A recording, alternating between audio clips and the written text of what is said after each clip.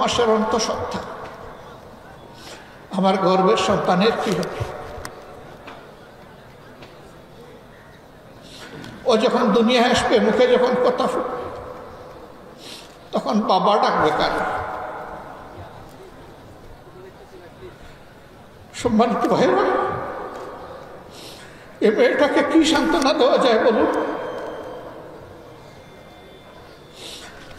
তার প্রথম প্রশ্নের জবাব এভাবে দেওয়ার চেষ্টা করেছি, মা, এখন থেকে তুমি এবং তোমার এই পরিবারের লোকগুলো আমাদের পরিবারের সদস্য। তোমার গর্ভের সন্তান দুনিয়াতে আসুক সুস্থ হালতে, আল্লাহ তোমাকে নেক আওলাদ দান করুন, দোয়া করি। এরপরে এই সন্তানকে আল্লাহ তাইয়্যিব হায়াত দিন, সেটাও দোয়া করি। ও যতদিন বড় না হবে, উপার্জন করার উপযুক্ত না হবে, মানুষের মতো মানুষ না হবে, ততদিন পর্যন্ত আমাদের সন্তান সন্ততি, আমাদের নাতি নাতনিরা যেভাবে বেড়ে উঠবে, যেভাবে শিক্ষা পাবে, যেভাবে খাবে, যেভাবে পড়বে, ইনশাল্লাহ তোমরাও সেভাবে থাকবে। আমাদের কোনো শক্তি নাই, আমরা আল্লাহ তাআলার উপর মুতাওয়াক্কিল হয়ে এই দায়িত্ব নিয়েছিলাম। আলহামদুলিল্লাহ, এই মেয়েটির গর্ভ থেকে আল্লাহ তাআলা তাকে একটা সন্তান দুনিয়ায় দান করেছে। দোয়া করি আল্লাহ তাআলা তাকে তাইয়্যিব হায়াত দান করে, বাপের মতো সেই দিনের মুজাহিদ হোক। এর জন্মের সম্ভবত 2-2.5 মাস হয়ে গেছে, 4 মাস হয়ে গেছে। আমি এসে দেখতে পারিনি, আজকে যাবো ইনশাল্লাহ ওকে দেখতে। এটা আমাদের নৈতিক দায়িত্ব। এদের প্রতি এটা কোনো দয়া নয়, অনুকম্পা নয়। যারা রক্ত দিয়ে আজকের এই পরিবেশ আমাদেরকে দিয়ে গিয়েছে, তাদের কাছে আমরা এবং সারা জাতি ঋণী এবং কৃতজ্ঞ। এই ঋণের দায় আমাদেরকে আজীবন পরিশোধ করতে হবে শ্রদ্ধার সাথে। এরকম যত শহীদ বাংলাদেশে আছে, আমরা তাদের প্রতি কৃতজ্ঞ, আমরা তাদের কাছে ঋণী। সাংবাদিক বন্ধুরা আমাদেরকে প্রশ্ন করেছেন, আপনাদের দলের কতজন শহীদ হয়েছে? আমি বলেছি, যারা শহীদ হয়েছে আমরা তাদের দলের মানুষ, এবং যারা শহীদ হয়েছে তারা সবাই আমাদের দলের মানুষ। আমলাবাদী হিসাবে আমাদের দল, তাদেরকে কোনো দলীয় পরিচয়ে আমরা সংকীর্ণ পরিসরে নামাতে চাই না। তারা আমাদের জাতীয় সম্পদ, জাতীয় বীর, তাদেরকে মাথার উপরে শ্রদ্ধায় আমরা তুলে রাখতে চাই। তারা তো গেলেন, আত্মীয় স্বজন একটা সান্ত্বনা পেলেন, কিন্তু যারা পঙ্গু হয়ে বেঁচে আছে, সাভারের, মিরপুরের সিআরপিতে যারা আছে, বিভিন্ন হাসপাতালে যারা আছে, মেরুদণ্ড গুলিবিদ্ধ হয়ে, যাদের কারো 2টি পা, কারো 4টি পা অবশ হয়ে বিছনা থেকে উঠতে পারে না, বসতে পারে না, নিজের হাতে অনেকে তুলে খাবারটা খেতে পারে না। আল্লাহ তাআলা, ও প্রভু, তুমি এই জিন্দা শহীদগুলোকে কবুল করো। এদের জন্য উপকারী বন্ধু তুমি নিয়োগ করে দাও। বাকি জীবন কোনো না কোনো মানুষের উপর তাদের নির্ভর করতে হবে। মানুষের অন্তরে তাদের প্রতি শ্রদ্ধা এবং ভালোবাসা আল্লাহ তুমি পয়দা করে দাও। এরা বন্ধু, আমাদের মানবিক জ্ঞান বলে। আল্লাহ তো মুর্দাকেও জিন্দা করতে পারেন, অসুস্থতায় সুস্থতার নিয়ামত দিতে পারেন, কিন্তু আমাদের মানবিক জ্ঞানে বলে এরা আর কখনো জীবনে উঠে বসতে পারবে না, হাঁটতে পারবে না। আবার আমাদের কলিজার টুকরা বুকের সন্তান, গুলি করে অনেকের 2টা চোখ বন্ধ করে ফেলা হয়েছে, দেখে না। আল্লাহ চোখ দিয়েছিলেন তার সৃষ্টির সৌন্দর্য দেখা এবং তার শুকরিয়া আদায় করার জন্য, কিন্তু জালিমরা তাদের 2টি চোখ কেড়ে দিয়েছে। এরাও আজীবনের জন্য জীবন্ত লাশ হয়ে গেল, জীবন্ত শহীদ হয়ে গেল। আল্লাহ এদেরও সঙ্গে হোক। আমি হাসপাতালে 8 তারিখেই আগস্ট মাসের ঢাকার বিভিন্ন হাসপাতালে আহত বন্ধুদেরকে দেখতে গিয়েছিলাম। তাদের বেডের পাশে বসে জিজ্ঞেস করেছে, কেমন আছো তুমি? বলে যে আলহামদুলিল্লাহ ভালো আছি। দরাজ গলায় বলে, আলহামদুলিল্লাহ ভালো আছি। তোমার 1 হাত নেই, 1 পা নেই, কারো 2 পা নেই, তুমি ভালো আছো? বলে যে হ্যাঁ আলহামদুলিল্লাহ ভালো আছি। এত কষ্ট নিয়ে ভালো আছো কিভাবে? বলে যে কারণে রাস্তায় নেমেছিলাম আমাদের উদ্দেশ্য সফল হয়েছে। কি কারণে রাস্তায় নেমেছিলে? আমরা স্বাধীনতার জন্য লড়াই করতে নেমেছিলাম, আমরা স্বাধীন হয়েছি। আল্লাহু আকবার। তার হাত নাই, পা নাই, চলে গেছে, চোখ নাই, চলে গেছে, সেদিকে খেয়াল নাই, বলছে যে জাতি স্বাধীন হয়েছে।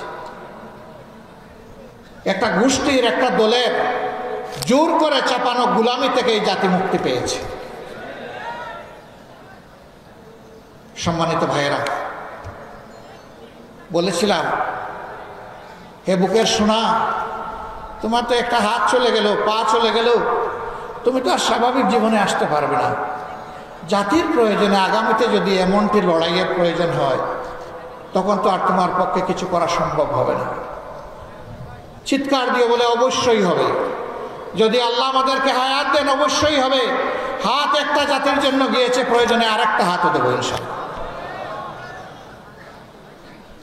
যে জাতির বীরেরা, সন্তানেরা এইরকম জাতির জন্যে, জাতির স্বাধীনতার জন্যে, মানবতার জন্যে বীরের মতো গর্জন করতে পারে, ইনশাআল্লাহ এই জাতির পর আর কোনো ষড়যন্ত্র বাস্তবায়ন হবে না। প্রিয় ভাইরা, 10 মাসের সন্তান কোলে মা নেমে এসেছিলেন রাস্তায়। ঢাকার রাস্তায় সাংবাদিক বন্ধু প্রশ্ন করেছে, আপনি কি কাজ করেছেন? এই অবুঝ শিশুকে কোলে নিয়ে আপনি রাস্তায় এসেছেন, মুহুর্মুহু গুলি চলতেছে, একের পর এক শহীদ হয়ে যাচ্ছে, পঙ্গু হয়ে যাচ্ছে, রক্তের বন্যায় রাজপথ ভেসে যাচ্ছে, আপনি কেন এই অবুঝ শিশুকে নিয়ে রাস্তায় নেমে আসলেন? আমার এই মা জবাব দিয়েছিলেন, শিশু এই কুলে যেটা দেখছেন এইটাই আমার একমাত্র শিশু নয়। আজকে বাংলাদেশের রাস্তায় 56,000 বর্গ মাইলে যতগুলা যুবক যুবতী নেমে এসেছে সবগুলো আমার শিশু, আমার সন্তান। আমি ওই সন্তানদের সাথে সংহতি, একাত্মতা প্রকাশ করার জন্য রাস্তায় এসেছি। আল্লাহু আকবার। 7-8 বছরের একটা ছেলে হাতের মধ্যে ইটের টুকরা নিয়ে পুলিশের দিকে তেড়ে যাচ্ছে। যুবকরা তাকে থামানোর চেষ্টা করছে। এই তুমি কি করছো? কই কি করছো? কই তুমি ছোট্ট মানুষ, এগুলির সামনে তুমি এইভাবে আসছো কেন? কই যে আন্দোলন করতে এসছি। কেন আন্দোলন করবো? ওরা আমার ভাইকে খুন করেছে, আমি প্রতিশোধ নেব। কে তোমার ভাই? বলে যে আমার ভাই আবু সাইদ। তোমার বাড়ি রংপুর? না, আমার বাড়ি ঢাকায়। তো আবু সাইদ তোমার ভাই হয় কিভাবে? ওই যে জাতির মুক্তির জন্য লড়াই করেছে এবং জীবন দিয়েছে, সেই তো আমার ভাই। এই ছোট্ট শিশুটির মগজের মধ্যে, তার কণ্ঠের মধ্যে এই কথা কে দান করলেন? আল্লাহ রাব্বুল আলামিন। যুবকরা বলতেছে তুমি যাও, আমরা তোমার পক্ষে লড়াই করব। ঝাঁকুনি দিয়ে বলতেছে ছাড়েন মিয়া, আপনার আন্দোলন আপনি করেন, আমার আন্দোলন আমাকে করতে দেন। এরপরে ওরা কৌতূহলবশত জিজ্ঞেস করেছে তোমার মা বাবা আছে? আছে। ওই গুলির মুখে তুমি যদি শহীদ হয়ে যাও তাহলে তোমার মা বাবা কাঁদবে না?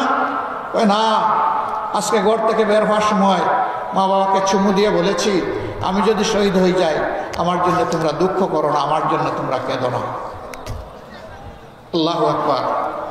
আল্লাহ তাআলার কাছে আরজ করে রাব্বুল ইজ্জত এই জাতির মায়েদের গর্ভে এই ধরনের বেশি বেশি করে বীর সন্তান তুমি জন্ম দাও, এরা যেন জাতির পাহারাদার হতো। সম্মানিত ভাইয়েরা, এই দেশে অনেকে শাসন করেছেন, আগামীতে হয়তো আল্লাহ যাদেরকে পছন্দ করবেন তারা এই জাতির খেদমতের দায়িত্ব পালন করবেন। আমাদের সন্তানেরা এত এত রক্ত কেন দিল, জীবন কেন দিল, পঙ্গু কেন হলো? তারা চেয়েছে সমাজ থেকে সব ধরনের দুঃশাসন এবং দুর্নীতির কবর রচনা হোক। 5 তারিখের পরে রাজশাহী, যেটাকে এডুকেশন ভিলেজ বলা হয়, শিক্ষার গ্রাম, অসংখ্য শিক্ষা প্রতিষ্ঠান আলহামদুলিল্লাহ এখানে আছে। এটা আল্লাহর এক নিয়ামত। আমি আশা করি 5 তারিখের পরে রাজশাহীতে কোনো চাঁদাবাজি হয় না, রাজশাহীতে কোনো চাঁদাবাজি হয় না। এখানকার মানুষ ভদ্র, এখানকার মানুষ বিনয়ী, এখানকার মানুষ সৎ, কেউ চাঁদাবাজি এখানে করে না, ঠিক না? এখানেও চাঁদাবাজি হয়, এখানেও ফুটপাত দখল হয়, হাট বাজার, বালুমহাল, জলমহাল, বিভিন্ন যানবাহনের স্ট্যান্ড সবগুলাতে দখলদারি হয়। তাহলে আমাদের এই শহীদদের রক্তের প্রতি এইটা কি ভালোবাসা? এটা কি সম্মান? এই কাজ যারা করেন বিনয়ের সাথে তাদেরকে অনুরোধ করে এই কাজটা ছেড়ে দেন, মেহরবানি করে এই কাজটা করবেন না। আমাদের শহীদদের আত্মা কষ্ট পাবে, মানবতা অপমানিত হবে, লাঞ্ছিত হবে।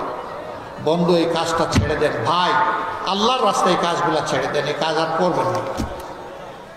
অফিস আদালতে যারা ঘুষ বাণিজ্য করেন, আবার মামলা বাণিজ্য অনেকে করেন, তাদের প্রতি আমাদের আন্তরিক অনুরোধ, ভাই এই কাজগুলো করিয়েন না। আমাদের শহীদদের আত্মা কষ্ট পাবে। আর আমাদের জীবন্ত সন্তানেরা যারা শহীদ হওয়ার নিয়ত করে ঘর থেকে বের হয়ে রাস্তায় সেদিন লাখো লাখো সন্তান, কোটি কোটি সন্তান নেমেছিল, তারা অন্তরে বড় কষ্ট পাবে। তাদেরকে কষ্ট দেবেন না মেহেরবানি। তবে যদি আমাদের এই বিনয়ী অনুরোধ কেউ না মানে, তাহলে তাদের জেনে রাখা উচিত যুদ্ধ আমাদের শেষ হয়নি। আমাদের সন্তানেরা স্লোগান দিচ্ছে এখনো, আবু সাইদ মুগ্ধ, শেষ হয়নি যুদ্ধ। আপনারা আমার সাথে বলবেন, আবু সাইদ মুগ্ধ, এই লড়াই চলবে ইনশাআল্লাহ। কতক্ষণ? যতক্ষণ না ইনসাফ এই জমিনে কায়েম হয়। আর ইনসাফ কায়েমের গ্যারান্টি একমাত্র আল কোরআন দিতে পারে, আর কিছুই দিতে পারে। এই কোরআনিক শাসন সকল ধর্মের, সকল দলের, সকল বর্ণের মানুষের জন্য একমাত্র ইজ্জতের গ্যারান্টি। এই কোরআনের শাসন কায়েমের মধ্য দিয়ে একটা মানবিক বাংলাদেশ আমরা করতে চাই, দুর্নীতি এবং দুঃশাসন মুক্ত বাংলাদেশ করতে চাই। অন্য ধর্মের ভাইদেরকে আমরা আমাদের ভাই হিসেবে দেখি, কারণ একই আদম এবং একই হাওয়া আলাইহিস সালামের আমরা বংশধর। শয়তান আমাদেরকেও ধোঁকা দেয়, অনেককেই ধোঁকা দেয়। শয়তানের ষড়যন্ত্রে পড়ে অনেকে তার প্রভুকে ভুলে যায়। আমাদের রুট, আমাদের উৎস, আমাদের মূল এক জায়গায়। আমরা মানুষকে ঘৃণা করি না, হিংসা করি না। আমরা মানুষকে মানুষ হিসাবে সম্মান করি। মানুষের দুঃখে কষ্টে চেষ্টা করি সাড়া দেওয়ার, এটাও চেষ্টা করি সবার আগে সাড়া দেওয়ার। কেন? কারণ আল্লাহর হাবিব বলেছেন, খায়রুন নাস মাইয়ানফাউন নাস, মানুষের মধ্যে তারাই উত্তম যারা মানুষের কল্যাণে সবসময় ব্যস্ত থাকে। আল্লাহ যেন এই তৌফিক আজীবন কিয়ামত পর্যন্ত আমাদেরকে দান। সম্মানিত ভাইয়েরা, সেই সামনের সেই কল্যাণ রাষ্ট্র, বৈষম্যহীন, দুর্নীতিমুক্ত, চাঁদাবাজ মুক্ত, ঘুষ মুক্ত একটি ন্যায় ইনসাফের বাংলাদেশ গড়েই আমরা মানবিক বাংলাদেশ করতে চাই। এই বাংলাদেশ আপনারা চান, আমার সহকর্মীরা চান, তাহলে আমাদের লড়াই চালিয়ে যেতে হবে। ত্যাগ অনেক করেছি, ইনশাআল্লাহ আল্লাহ তৌফিক দিলে জাতির জন্য আরও ত্যাগ স্বীকার করব। আমরা এক মুহূর্তের জন্য বিশ্রাম নেব না। বিশ্রাম নেওয়ার কোনো সময় আমাদের নেই। এই জীবন খুব ছোট, কাজ অনেক বড়। সেই কাজগুলো যেন সমাধা করতে পারি, আল্লাহ যেন তৌফিক দান করেন। আল্লাহ তাআলা বাংলাদেশ থেকে সকল প্রকার অন্যায়, অবিচার, দুর্নীতি, দুঃশাসনের বিলোপ সাধন করে তার কোরআনী আইন এই দেশে আমাদেরকে দান করুন। আর সেই আইনের এক একজন কর্মী হিসাবে আল্লাহ তাআলা আমাদেরকে তৌফিক দিন এবং কবুল করুন। আপনারা যারা এসেছেন আমাদের কথা শুনতে, নিশ্চয়ই ভালোবাসা নিয়ে এসেছেন। এই ভালোবাসা কার জন্য?